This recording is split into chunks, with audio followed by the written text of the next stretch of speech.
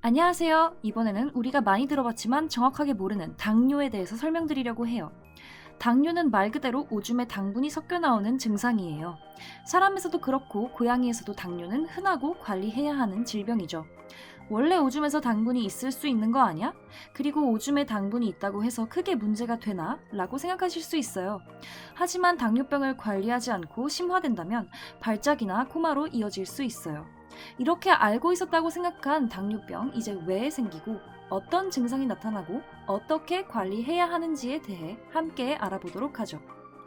고양이에게도 당분은 체내에서 가장 우선시되는 에너지원이에요. 그래서 음식물을 먹고 장에서 소화를 시켜 아주 작은 크기로 잘려진 포도당이 만들어져요. 이렇게 만들어진 포도당은 장에서 흡수되어 혈액으로 이동하죠.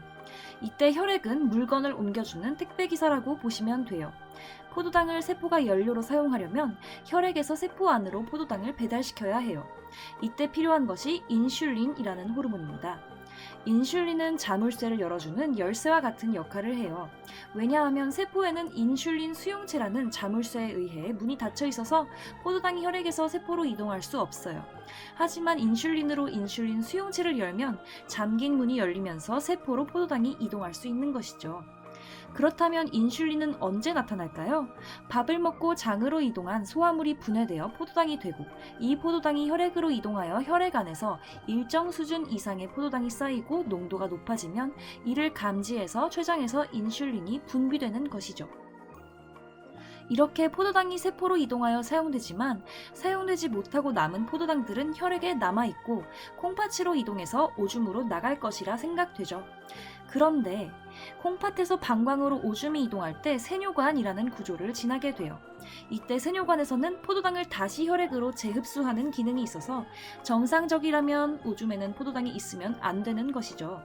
그럼에도 불구하고 혈액에 포도당이 지나치게 많아서 세뇨관에서 포도당을 흡수하는 데 한계가 있을 때 오줌에 포도당이 흘러나가게 되고 이를 당뇨라고 하는 것이죠.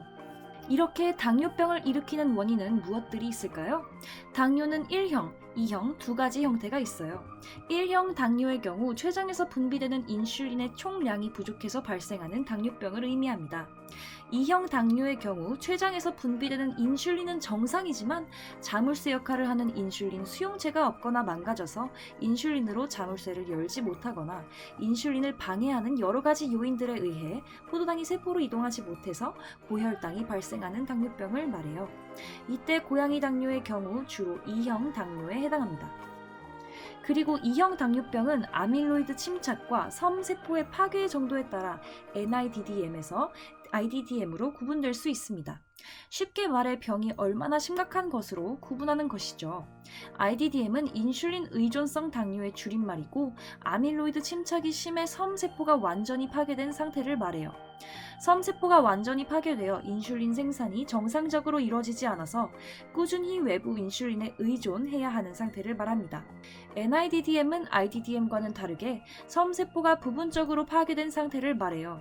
당뇨병의 임상 증상이 나타날 수 있지만 혈당 조절을 위해 인슐린이 필요하지 않을 수 있는 애매한 상태입니다.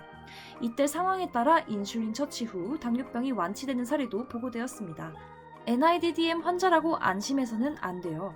고양이 NIDDM 환자의 경우 섬세포가 점진적으로 파괴된다면 IDDM으로 진행될 수 있기 때문이에요. 그래도 IDDM 환자도 상황에 따라 인슐린 치료 후 4에서 6주 내에 완치도 가능하고 NIDDM 상태로 호전될 수도 있어요. 그리고 인슐린 치료 후 고혈당, 당뇨 등 당뇨병의 임상 증상이 사라지고 이후에 추가적인 인슐린 처치가 필요하지 않을 수 있답니다. 하지만 몇몇 완치되지 않은 고양이들은 수주에서 수개월의 인슐린 처치가 필요할 수도 있어요. 완치된 고양이들은 췌장의 섬세포들이 완벽히 회복된 것이 아니라 심하지 않을 정도까지만 회복된 것이기 때문에 앞으로의 생활에서 조심해야 할 것들을 알려드릴게요. 인슐린이 일하는 것을 방해하는 약물 또는 다른 질병, 스트레스 등에 노출되었을 때 이미 섬세포들의 수가 감소해서 앞에 말한 방해 요인들을 보상할 정도로 충분히 새로운 인슐린이 나오지 않을 수 있어요. 결국 보상 작용이 부족해서 일시적인 고혈당이 되는 것이죠. 그런데 이러한 약물 질병 스트레스가 지속된다면 만성적인 고혈당이 되어 조금이나마 남아있는 섬세포의 베타세포에서 인슐린이 분비되는 것을 막아서 혈액에 인슐린이 부족한 저인슐린 혈증을 유발해요. 또한 인슐린이 부족해서 포도당 운반을 방해해서 인슐린 저항성이 증가되는 것이죠. 이러한 현상을 고혈당에 의해 발생했다 하여 포도당 독성이라고 합니다.